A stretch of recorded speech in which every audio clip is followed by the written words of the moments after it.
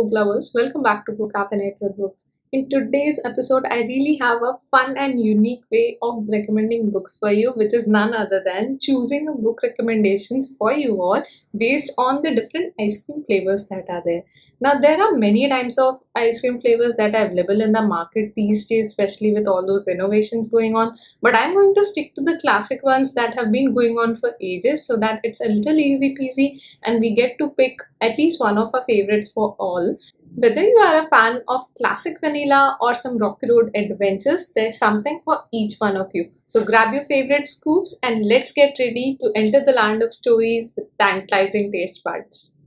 The first one that we have for you guys is classic vanilla. Now it's obviously classic, traditional and dependable flavor that if you're not really in mood of any adventures, anything exciting for that. I mean, maybe you should just go out there pure and classic. Now, classic is not always boring, but it's certainly more dependable. And for such flavors and unique tastes, I think you should go for books like Pride and Prejudice, Little Women, which are classics and also timeless for some reason because any group of different age timeline can read these books and still feel the awe of the writing style of these books, and it's sure to captivate you into a different world altogether. There are further other books as well, such as To Kill a Mockingbird. Now, it's not my personal favorite, but vanilla is also not my personal favorite, so they don't both match for my taste buds. But for someone who is out there craving out vanilla, maybe you can give these books a try. Next, we have chocolate over here. This is one of my personal favorites, and if I don't have any other choices, I would probably put my safe bet on chocolate rather than on vanilla. This is just a matter of personal preferences. Now, chocolate readers are usually very indulgent. They prefer rich, luminous, as well as some passionate experiences. And when I talk about passionate experiences, what better than The Night Circus by Erin Morgiston, The Last Tale of Flower Bride by Roshni Chokshi, or even Wuthering Heights by Emily Bronte. Now, if my readers do prefer to have a little bit of dark edge to their stories, these would be great recommendations. There's also Gone Girl, which is yet another beautiful take. It is in the thriller category. And if you do prefer your stories to have that little edge around them, I think these would be a good choice for you.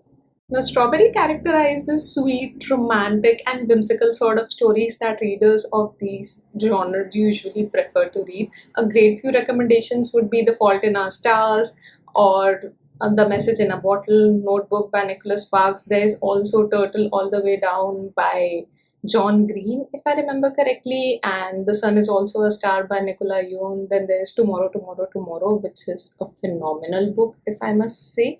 And these are all great recommendations for people who actually like having to eat strawberry flavor. Now, mint chocolate chip actually symbolizes bold, refreshing, and adventurous sort of taste buds for the reader. And a few great recommendations for these would be The Maze Runner or The Hunger Games and even Cinder by Marissa Mayer. These are all great adventurous books and they have a little high stake element to it. And if you do prefer your books or even your movies to have that little sort of a high edge, I think these would be good books for you to start in. Now, cookies and creams denote people who are really fun, a little bit of adventurous, but who like sticking to their comfort zones and also having the feel of nostalgia with the reads that they want to have.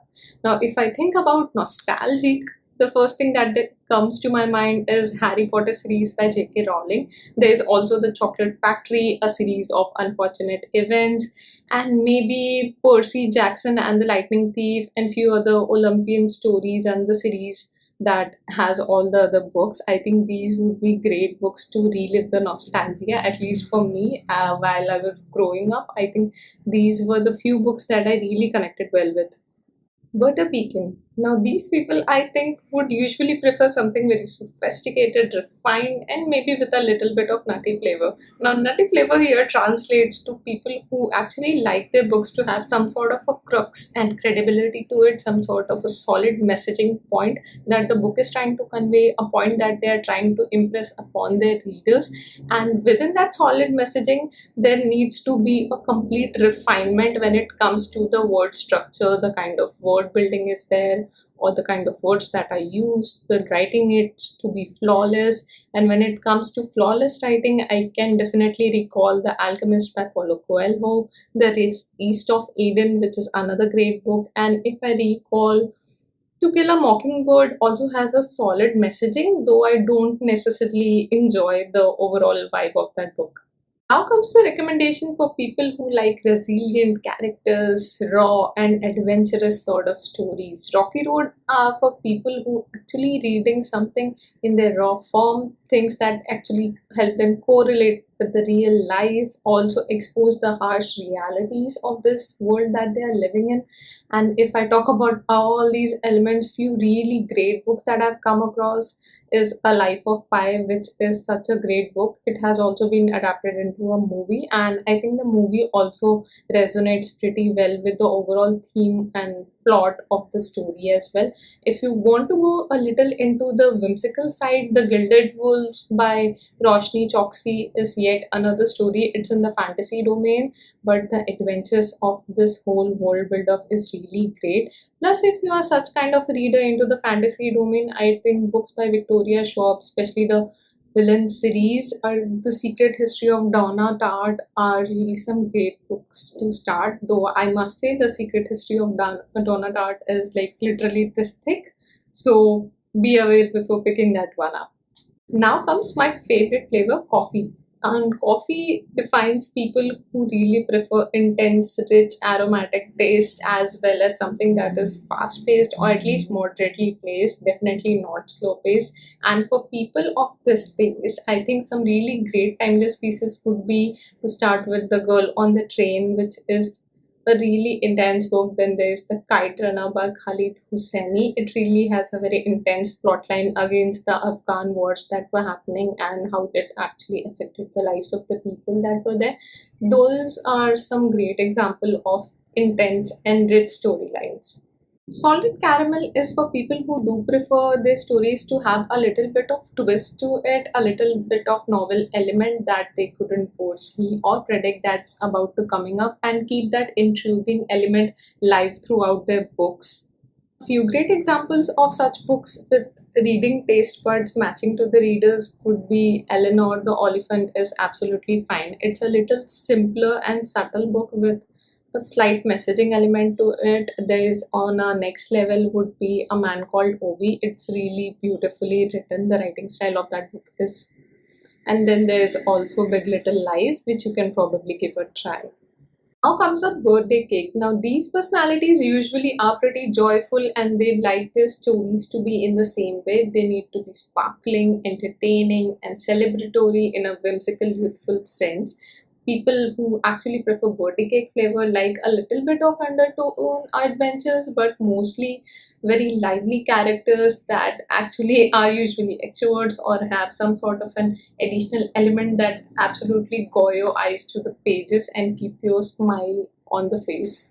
Examples of such book include Paper Town by John Green and Crazy Rich Asians, which has now been also adapted into an online movie, I think, and both of them are really entertaining and fast paced.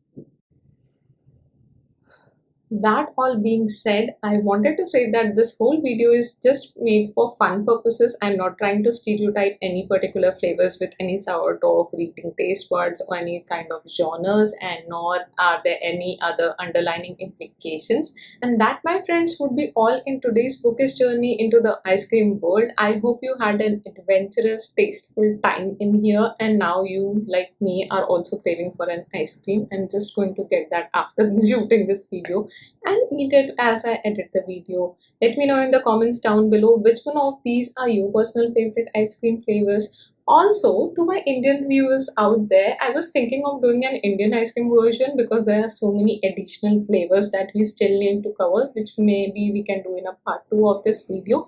Let me know in the comments down below which one would you like me to cover for sure in the next section. Until our next time, keep your coffee strong and your TBRs long. Goodbye.